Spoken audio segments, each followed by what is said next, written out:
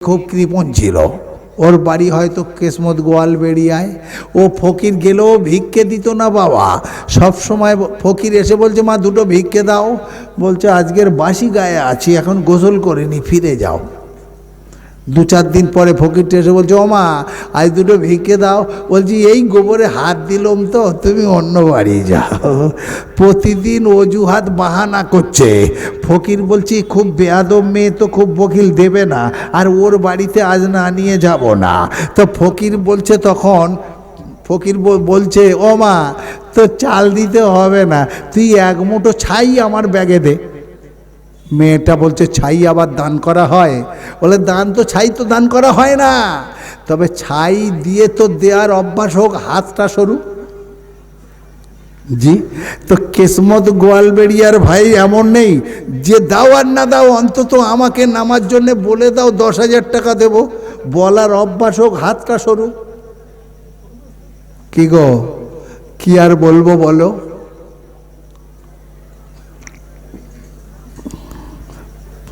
এক্ষুনি ভিটের পাশে একটা 1 শতক জায়গা 3 লাখ টাকা। কেসমত গোয়ালবেড়িয়ার ভাইয়েরা নেবে না? নেবে না? এই নেবে না? নেবে না? আল্লাহর ঘরের জন্য 10,000 টাকা হবে না। হ্যাঁ গো, বাপের যখন হলো করো না, টাকা কোথায় পেয়েছিলে বলো না? হ্যাঁ গো, ছেলের যদি অসুখ করে বাপ তখন কোথায় পায়? টাকা তো ছিল না ঘরে, টাকা এলো কেমন করে বলো বন্ধু? এসব ধন দিয়ে আল্লাহ মন বোঝে, ইজ্জত দেয় কি বলে, যৌবন দিয়ে মন বোঝে। একবার বলি ভাই, যৌবন দিয়ে তার ইজ্জত বোঝে। রব্বুল আলামিন আল্লাহর সব কিছু দেওয়া, একবার শুকরিয়া স্বরূপ করে বলি ইনশাআল্লাহ 10,000 টাকা। একজনেই ছিল।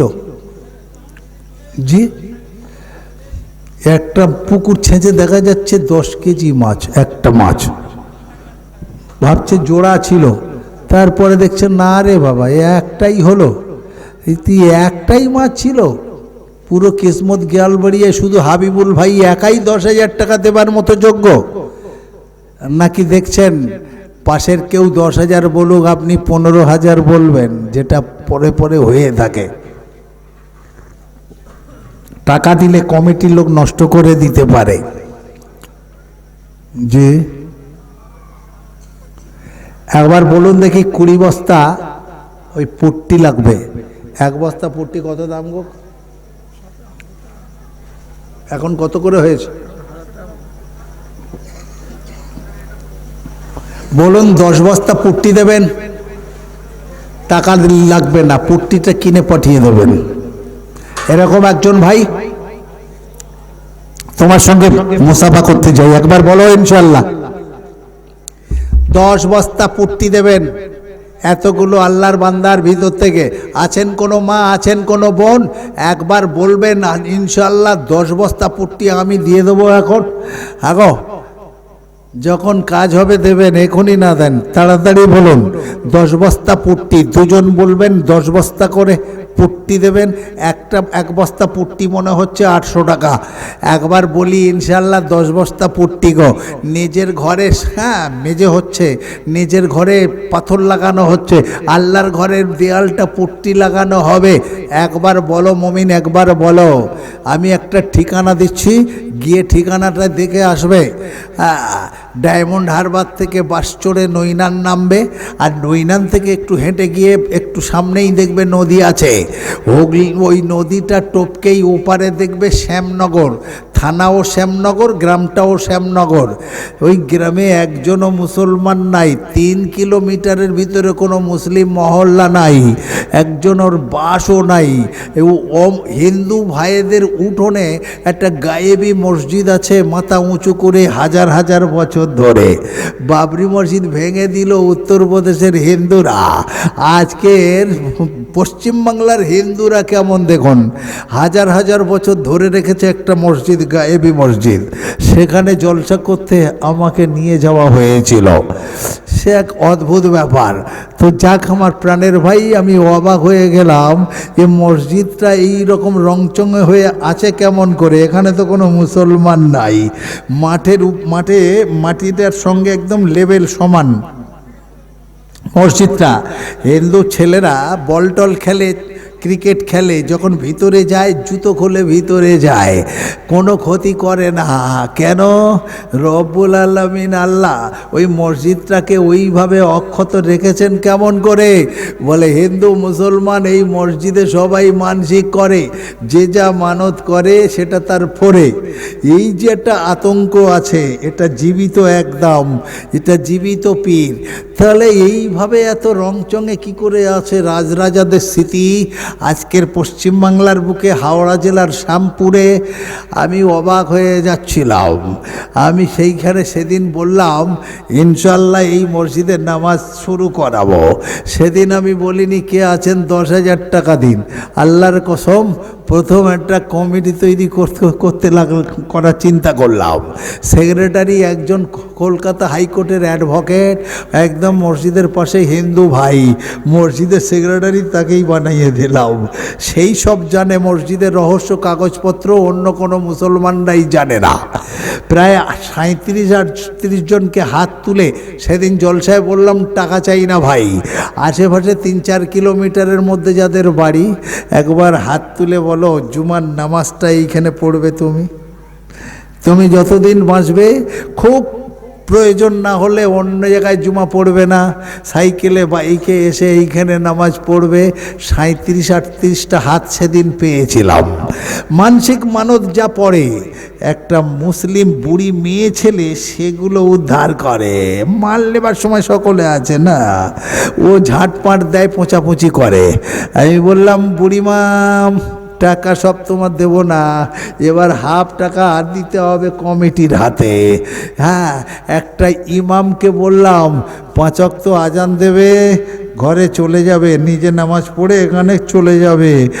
আর হ্যাঁ, তোমাকে আর জুমা পড়াতে হবে, তোমাকে 2000 টাকা করে মাসে দেওয়া হবে। বলল আলহামদুলিল্লাহ। তারপরে তো ইমাম ভাতা এলো, আরও সুবিধে হয়ে গেল। ওই মসজিদে এইভাবে পরিকল্পনা নিলাম। 37-38টা হাত উঠল। ইমাম সাহেবও নিযুক্ত করা হলো। আর মানসিক করা হারাম ফারাম ছেড়ে দাও, পরিস্থিতি অনুযায়ী ওই টাকা ইমামের বেতন দিয়ে ওখানে নামাজ শুরু করে দিলাম। আজও 5 ওয়াক্ত নামাজ হয়, 2-3 জন যায়, কিছু পয়সা দিতে হয়। আর জুমার দিনে 400-450 মানুষের সেখানে ভিড় হয়, বলুন আলহামদুলিল্লাহ। এখন শুধু দেখে আসবেন। আমার ওয়াজের পরে একজন এসে আমার সঙ্গে মোসাফা করলো, নাম তার আক্কাস ভাই। এসে বলছেন হুজুর, আমি একজন এই আমাদের কি বলে কলকাতার যেটা সব থেকে বড় থানা গো লালবাজার, আমি পুলিশ স্টাফ। আচ্ছা, বলছে আমার একটি মাত্র ছেলে, হঠাৎ করে 20-22 বছরের ছেলে ক্যান্সার হয়ে গেল। আমরা স্বামী স্ত্রী সব কাঁদতে কাঁদতে শেষ হয়ে গেলাম।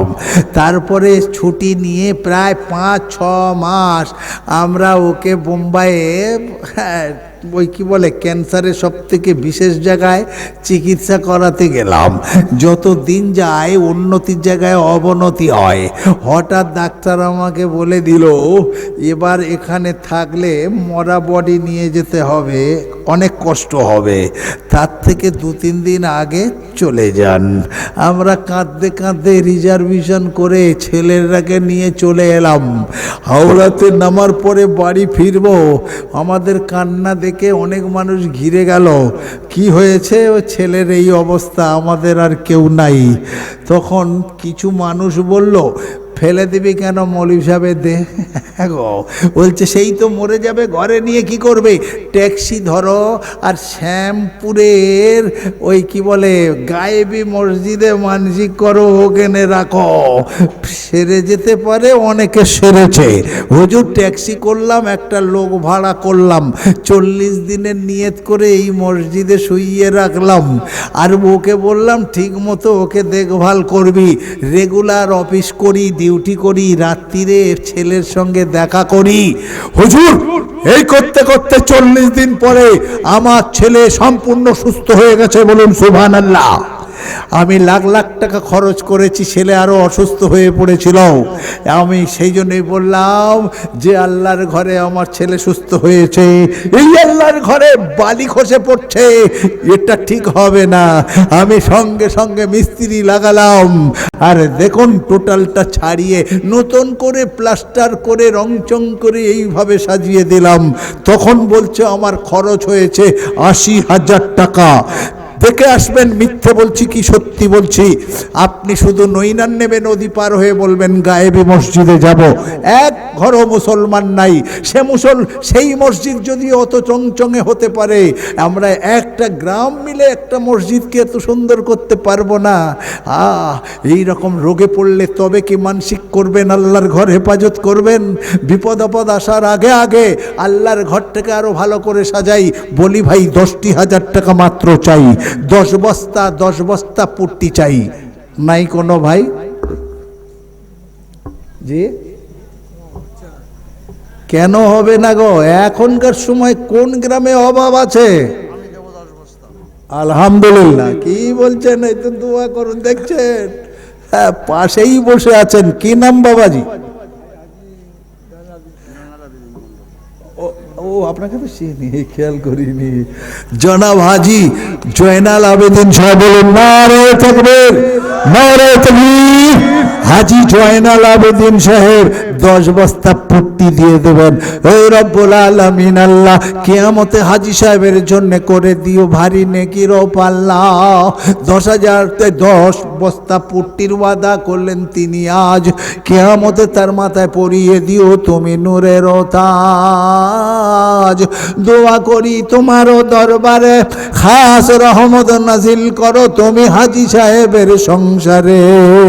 এই দান কবুল করে নিও, দানের ওসিলা করে বাম্মা, শ্বশুর শাশুড়ি, দাদা দাদি, নানা নানির নামায় আমালে জান্নাত লিখে দিও। আমিন আমিন আমিন। মোদের দোয়া কবুল করে নাও গো রব্বুল আলামিন। আর একটা 10 বস্তা। আরে মসজিদের সেক্রেটারি কে আছে, মাতোয়াল্লি কে আছে? 10 বস্তা 10 বস্তা পুট্টি আপনি দিয়ে দেবেন ইনশাল্লাহ। কোথায় গেলেন সেক্রেটারি ভাই? আরে আপনার তো এখানে দেখতে চাই। কেন? হ্যাঁ, খাতা কলমে সেক্রেটারি হলে হবে না। আর জলসার ময়দানে বলুন সেক্রেটারি ভাই কে আছেন, 10 বস্তা পুট্টি আপনার ঘাড়ে তো পড়ে যাবে ইনশাল্লাহ। নারে তাকবীর, নারে তাকবীর। তবে মৌলানা সাহেব হিম্মতে মর্দ মদদে খোদা, মানুষ হিম্মত করবে, আল্লাহ সাহায্য করবেন। উনি সেক্রেটারি না মসজিদের সেক্রেটারি সাহেব কি আজিজুর রহমান ভাই নাকি আজিজুল মন্ডল, বলছেন 10 বস্তা পুট্টি আমি দিয়ে দেবো। নারে তাকবীর। আজিজুল ভাই, আপনার মতো দানি তুলনা নাই।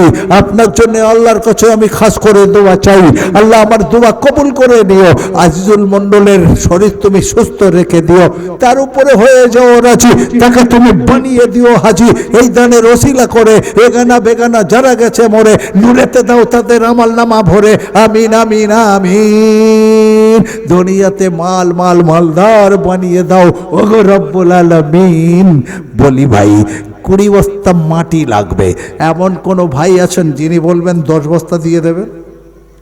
তাড়াতাড়ি একটু বলতে হবে। 10 বস্তা মাটি এমন কিছু দাম নয়। হ্যাঁ, পিছনের ভাইয়েরা তাকিয়ে থাকলে হবে না। আল্লাহ যাকে মাল দিয়েছে বলুন একবার 10 বস্তা মাটি দেবেন। কি নাম?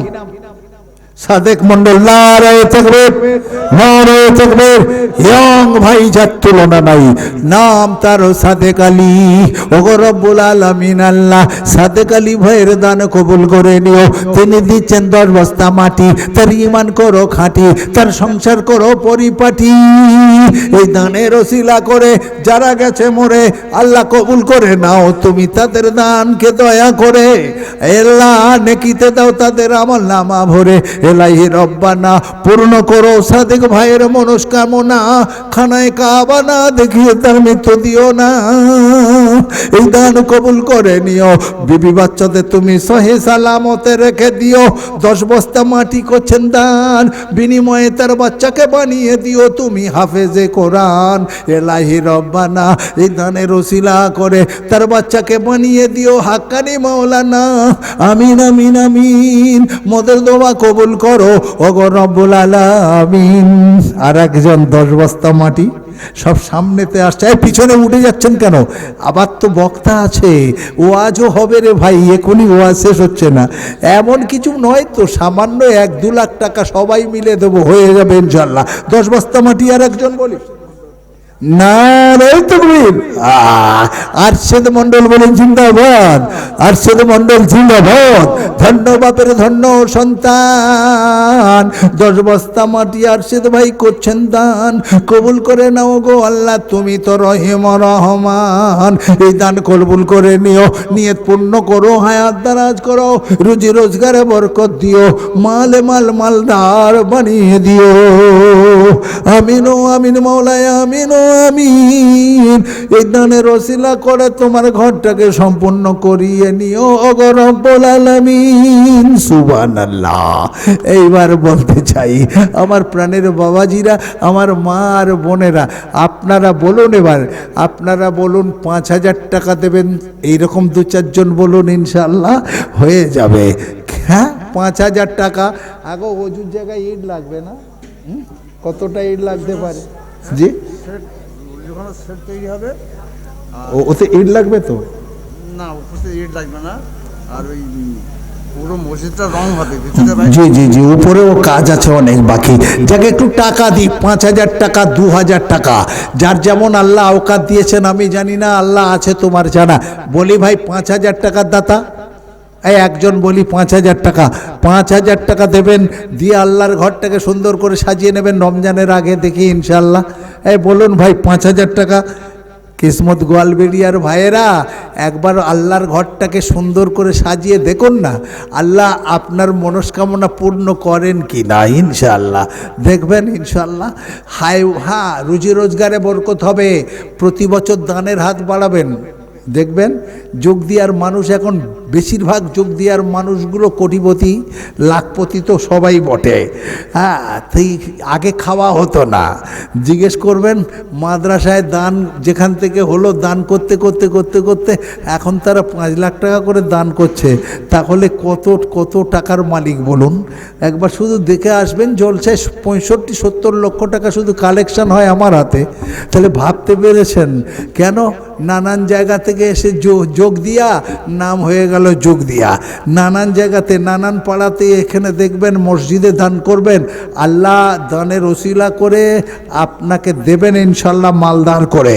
আল্লাহ নিজে হাতে করেন না, ডাইরেক্ট করেন না, ইনডাইরেক্ট করেন। তো সেই জন্যে আল্লাহর দেওয়া মাল আল্লাহর ঘরের জন্য 5,000 টাকা বলুন। সাধারণ ভাই 10-20 জন বলি 2,000 টাকা। জি, মৌলানা আলিয়াস আকবর ভাই উনি বলছেন 2,000 টাকা আমি দেব। আল্লাহ কবুল করে নিও। মৌলানা মানুষ তো, হ্যাঁ, আল্লাহ গো তার রুজি রোজগারে বরকত দিও, তার শরীর সুস্থ রেখো আল্লাহ, তার বাচ্চাদেরকে সহি সালামতে রেখো। এই পিছনে একজন ভাই হাত তুলেছেন, কি নাম? নজরুল মন্ডল, 2,000 টাকা। সুবহানাল্লাহ। আল্লাহ গো তার নাম নজরুল করে নাও কবুল, দেবেন তিনি 2,000 টাকা। তার ইমান করো পাকা, গুনাহগুলো কিয়ামতে দিও তুমি ঢাকা। যে নিয়েতে কোন করছেন দান আমার নাই জানা, তোমার আছে জানা, কবুল করতে ছেড়ো না, পূর্ণ করো নজরুল ভাইয়ের মনস্কামনা। তার উপরে হয়ে যে ও রাজি, তাকে তুমি বানিয়ে দিও হাজি। এ দানের ওসিলা করে যারা গেছে মরে, নেকিতে দাও তাদের আমল নামা ভরে। আমিন ও আমিন মাওলায়, আমিন ও আমিন। মদের দোয়া কবুল করো ওগো রব্বুল আলামিন। বলি ভাই 2,000 টাকা। জি, আর 2,000 টাকা দিতেও কুণ্ঠিত বোধ করছেন? এখনকার যুগে আল্লাহর ঘরের জন্য বলুন 2,000 টাকা। আরে মিনিমাম তো 10টা লোক পাওয়া উচিত গো। 2,000 টাকা। এই ভাই ইয়ং ভাইয়েরা হাত তোলো না, বুড়ো মানুষরা দান করছেন আর ইয়ং ছেলেরা দেখছে গো। সোলেমান মণ্ডল, আমার চাচা যার নাম তার সোলেমান, নগদ দিলেন 500, গুনাহ মাফ করে দিও মাওলা সারা জীবনের যত। কোথায় ছিলেন বসে 500 টাকা দিয়ে গেলেন নিজে হাতে এসে।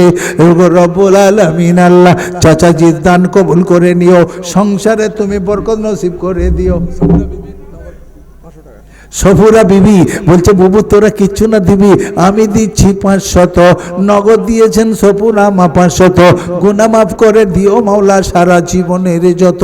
এলাহি রব্বানা পূর্ণ করো মা সফুরার মনস্কামনা, এই দান কবুল করে নিও, তার বাচ্চাদেরকে সহি সালামতে তুমি রেখে দিও। সিপাই মণ্ডল মারা গেছেন, আছে যোগ্য সন্তান, মেয়ে গো মেয়ে। আপনি যদি একটা ভালো মনের মানুষ হন তাহলে ভিডিওতে একটি লাইক অ্যান্ড চ্যানেলটিকে সাবস্ক্রাইব করুন। আর হ্যাঁ বন্ধুরা, আমি এটা বলি যে সাবস্ক্রাইব করতে কোনো টাকা লাগে না, তাই কিপটামো না করে একটা লাইক এবং একটা সাবস্ক্রাইব করে দাও।